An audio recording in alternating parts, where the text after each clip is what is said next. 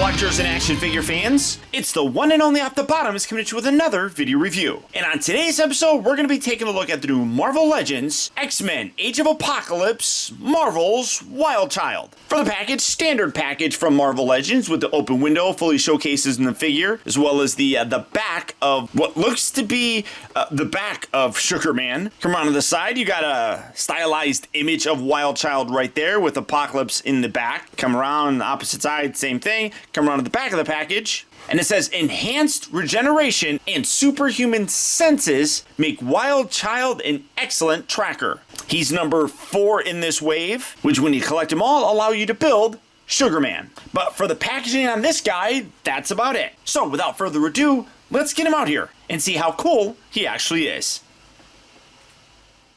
Alright guys, so here we have Wild Child opened up and out of his packaging. And while Wild Child has been around for a while, in the Age of Apocalypse series, we didn't get really much backstory for him. It wasn't until later on that his background was kind of flushed out, at least in this timeline. Originally, Kyle Gibney was one of the founding members of Beta Flight, which was Canada's attempt to build a super soldier program to protect themselves from Apocalypse and his soldiers. Now, the program really didn't do much to enhance Wild Child's mutant abilities, but what it did do was pretty much make him a very feral sort of person, which is what we saw heavily in the Age of Apocalypse series. Very much like an animal. In his backstory, though, he's actually caught and captured by Holocaust, believing that his ferocity would be an amazing asset for Apocalypse. Holocaust actually used Wild Child basically as a first strike weapon against enemies, dropping him onto battlefields, allowing Wild Child kind of to run rampant and tear anything apart. The problem though, because of his very animalistic nature, he could not really distinguish between allies or foes. And in a battle in Mexico City, Wild Child actually attacked Holocaust himself, which resulted in Holocaust putting him in a rehabilitation center located on Alcatraz Island. That's where he met Sabretooth. Now, for those of you that don't know, Sabretooth was actually one of the horsemen for Apocalypse. And after a tremendous battle with Sabretooth, near death, Holocaust put him in the same cell as Wild Child, hoping that this guy would tear Sabretooth apart. Instead, after days of fighting each other, Wild Child eventually became subservient to Sabretooth, which working together allowed them to escape Alcatraz and go to the X-Men, where he accepted Magneto's offer to be part of their team, and still is basically a very wild child. For his accessories, he comes with the back piece of Sugar Man. It's really all that it is. It just plugs into his back, so it's gonna go there. We're gonna put all this together. One thing about large Build-A-Figure pieces is they do things like this, where they take pieces like this, and instead, normal, they give you a body, a head, arms, legs, and stuff. They just give you a piece of his body, that being his back. So there's that. It flushes things out. It gives you something.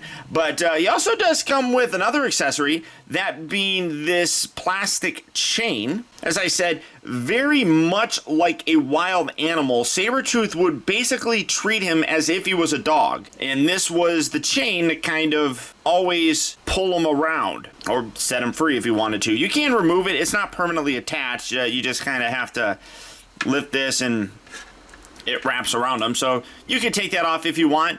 Now, we don't know, and it's very unfortunate, we haven't got any other confirmation if we are going to be getting any other Age of Apocalypse figures. I know that we're getting Apocalypse, but that's going to be a deluxe release. I don't know if we're going to get another wave of these. But this kind of makes me think that eventually they want to give us a Sabretooth figure. That would be really cool. Sabretooth, Magneto, Rogue, Cyclops, Mr. Sinister. These are all really great characters from that series that I think would benefit from having real cool toys. But, that's his accessory, I guess. It's cool because he's the first one to really come with one. For the figure himself, absolutely gorgeous. I like keeping him in that very hunched over pose, but You can get him to stand up and look like a normal character if you really wanted to. His ankles are really tight on this. But that very slender look looks really cool when you have him hunched over and ready to attack of sorts.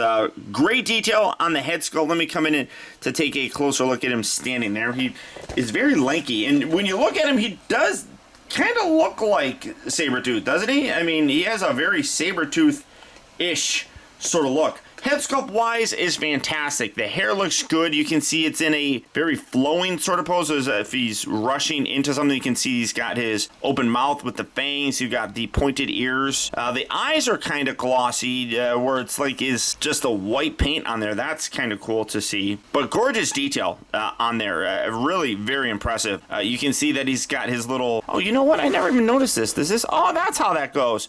Okay, so that, I had this all wrapped around him. I had that wrong. I'm sorry. I had this all wrapped around him and stuff, but you know what? This makes even more sense.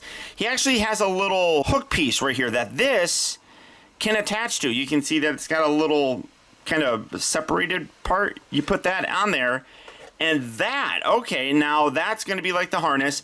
This absolutely now makes me think that we're going to get him, because this is done up to look. You're going to put your arm through there. That is going to be what the Sabretooth would hold. Here, let me, if you did something like this, you're going to put his Sabretooth's hand through there probably. That's going to wrap around, and he's going to hold on to that. So if I keep everything in focus, sorry guys, that's absolutely, in my opinion, what they have it planned for this. That is really cool. Didn't even notice that before. I guess like right now though, it's perfectly okay. I mean, I kind of like having it just like wrapped around him, almost looking like he's just completely chained up here, and then that doesn't leave that much of a backside, so I kind of like doing that. But gorgeous detail throughout the entire thing. Very simple in terms of the paint. He's wearing just this very orangish yellow bodysuit. There's not really much. I do like how right here on the actual hands and the joint, they actually painted that to match with this, so it looks like he's wearing the rest of his suit, and it's coming down on his wrists and such. Getting very slender legs, the feet, gorgeous, ugly sort of feet on there. You can see very sharp yellowish sort of nails. I mean, really a very cool looking figure. You got peg holes on the bottom, great detail with the hands. I mean, he's definitely a weird character because he didn't really do much. I mean, he actually did have a very important role in the series, as he found out where pretty much everything was, and then he escaped, and then Rogue tried to get the information out of him, but because he can't talk, she had to touch him to get his memory. So I mean, that was actually a really cool thing. I mean, honestly, I view him kind of like he's an accessory for Wolverine, or not Wolverine, for Sabretooth. I don't know if we're going to be getting a Sabretooth. I hope we are going to, because Sabretooth as a bad guy is, you know, all well and good. Sabretooth as a good guy, it's actually kind of fun.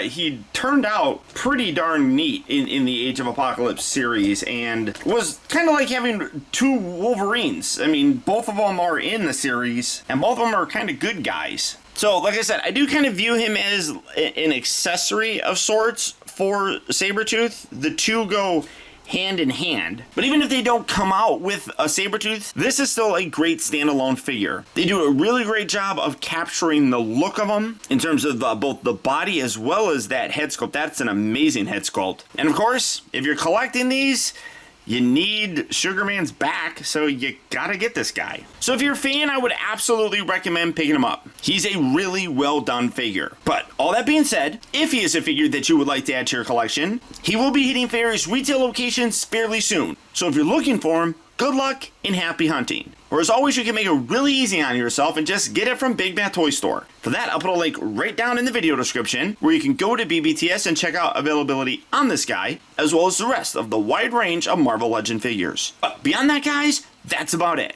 Remember, if you like this video, I would really appreciate it if you would do one small thing for me, and that's simply just to hit that thumbs up button. That one very small gesture really does go a long way towards helping me out, and I would really appreciate it. Also, I want to send a huge shout out to all of my patrons, who through their continued support, now more than ever, help to make reviews like this possible. And finally, remember, the real trouble with the world is that too many people grow up. Thank you for watching and taking the time to be a kid.